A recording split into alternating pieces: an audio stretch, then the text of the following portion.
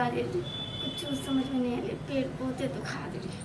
Bathroom वाले हैं कि बाथरूम लेके बाथरूम करिए। खेत में जाते तो अकेले में कते जाते हैं, देखो नहीं के लिए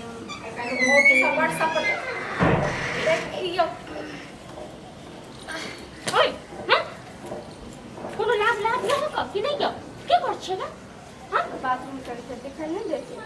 बाथरूम जहाँ करे छियै से अंगना छै बाथरूम करे वाला तो की करिए अहाँ के कते जाते अहाँ के जखन भोरे उठते नहीं रहो तो भोरे में बाथरूम में लागल है की तब नहीं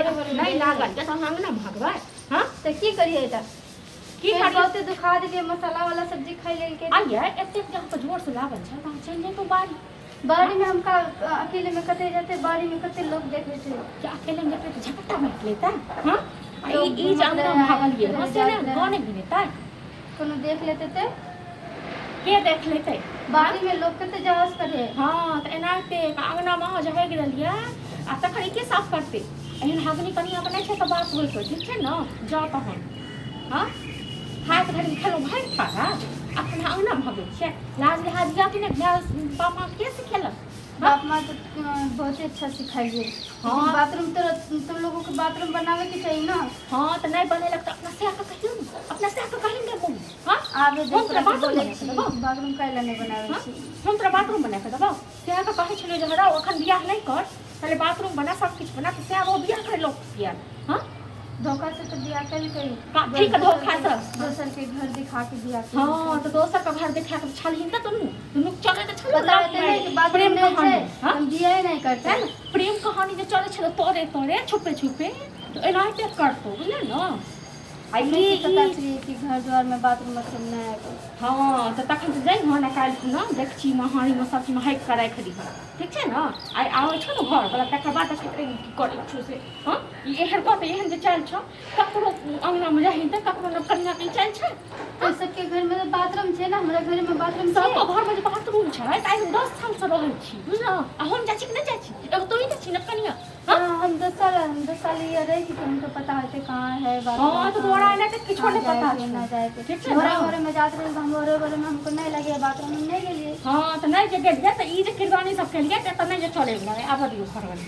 आए घर वाला का आबा दियो अपने जो खबरे देखे छी घर में के काम करे के जाए के हां ई जे खेल के हां तो नहीं चले वाला बुझो न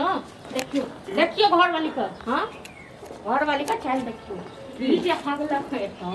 अब भोरे एकरा हम कहने रहो घर वाली का